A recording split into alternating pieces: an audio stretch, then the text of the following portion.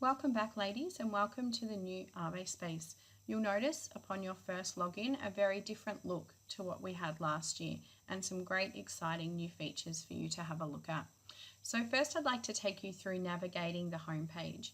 You'll notice on the left hand side here we have a calendar function. So this calendar will continue to be populated throughout the semester with student events. So things like incursions, excursions, whole school assemblies, as well as SCSA events will all appear in this calendar.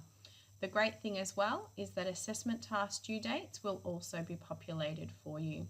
If you open up the calendar function using this little magic wand here, you'll notice that you also have the capacity to add events to your own personal calendar. So this won't appear on your peers' calendars or on your teachers', but if you're wanting to track any of your own deadlines or things like that on this calendar, there is that function through Add Event. Now, anytime you want to get back to the front page, to the home page, you use this little house icon up the top here. So in coming back to our home page, under the calendar, you'll notice school links. So again, school links will be updated as the semester progresses, but here you'll find direct links to other websites that may assist you in your learning, or things again that are college-wide. So ClickView, the Hellane Library site, as well as sign up for co-curricular. In the center panel here, you have your daily messages. So the daily messages is essentially the student bulletin. So daily messages will be populated with the prayer, with birthdays, any room changes, as well as both whole school and year level specific notices that teachers might put out there. It does have a scroll feature, so do make sure you scroll up and down because we know how many messages can appear on a daily basis, so we certainly don't want you to miss anything. Down here in the bottom center panel, you have your class resources, and this really just gives you a snapshot of any assessments or tasks that have currently been set by your teachers.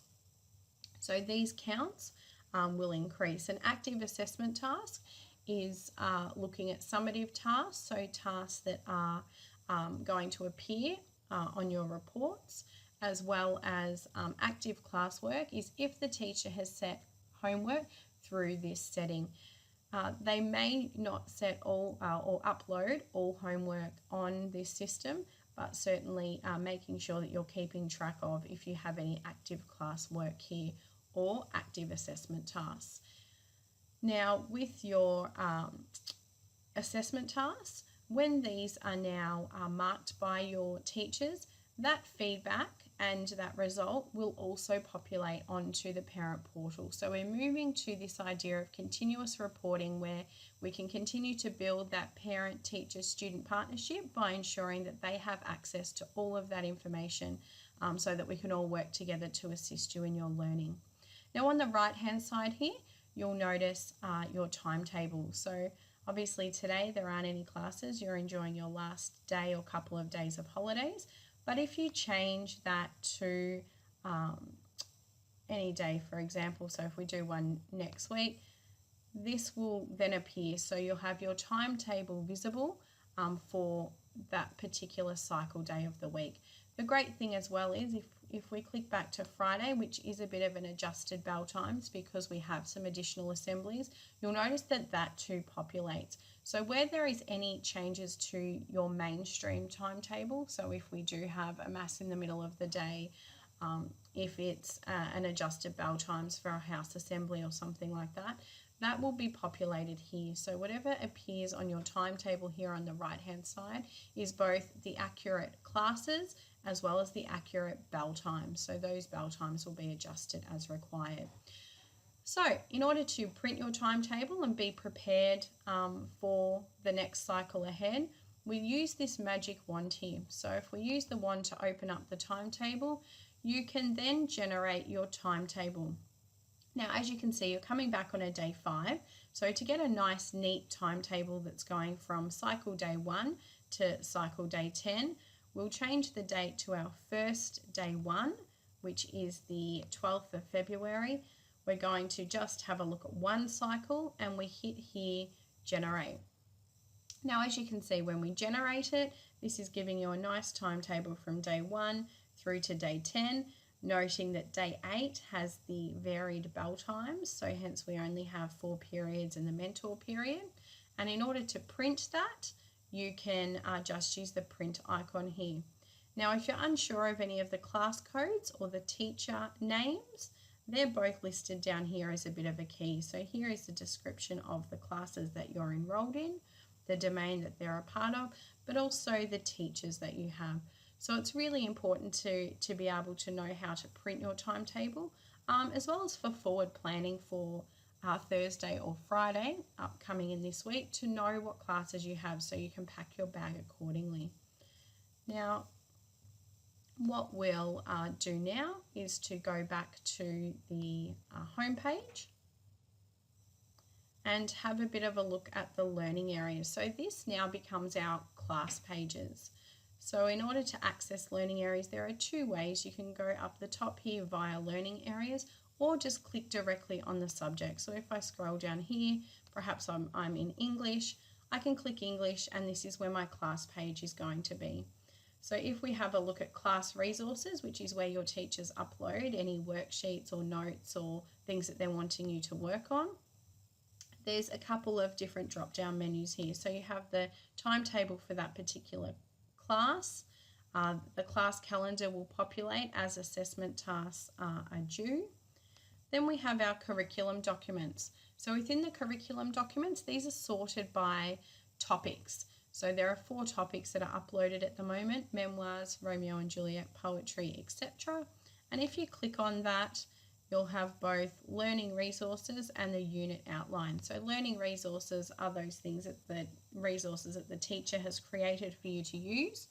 And the unit outline and timeline is a fantastic resource in order to track your own progress. So to have a look at what is the aim of the unit, what is the learning intention and success criteria of each of the lessons, as well as if you're absent, you can keep track of the timeline. So these are both very important documents that the teachers spend a lot of time developing, so you can track your progress along the unit. You also notice that there are web resources, so if your teacher has any web links that they're wanting to look at, and again sorted by topic, as well as media resources. So at the moment there aren't any in there, but these links essentially embed YouTube videos. If there is classwork set, so homework assigned, that will appear in classwork. And if there are assessment tasks assigned, that will appear here in view tasks. So that's the same setup for every subject, as well as the assessment tasks being pushed out to every English class within that year level, or every maths class within that year level. If we come back home here, I'd like to show you the student profile. So the great thing about the student profile from a teacher's perspective is we can start to have a look at how you're performing across all subjects, as well as looking at things like acknowledging great behaviour in terms of commendations, and acknowledging or tracking those behaviours that perhaps aren't meeting college expectations, which is around incidents. So you are able to have a look at your own profile. So if you click on student profile, here it will have your picture as well as any of your other details. It will have your timetable, as well as any attendance information. So you can have, you can track your own college attendance and look at your percentage there, which we know particularly for VCE students is very important to be making sure that you're maintaining your attendance requirements.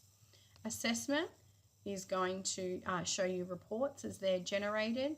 Now, behavioural tracking is a new feature, and this is looking at the recording of incidents. So where we used to have term incidents as demerits and have the conduct card, we're looking at tracking these electronically now. So here you'll notice any incidents, as well as still being able to acknowledge positive behaviours, and they will be there in commendation. So acknowledging any merits, any participation in academic pursuits, so the attendance or awarding of any sort of language competitions or science competitions or maths competitions, as well as your learner attributes. So this student profile is really important for you to be having a look at over the semester as well, to see how things are going.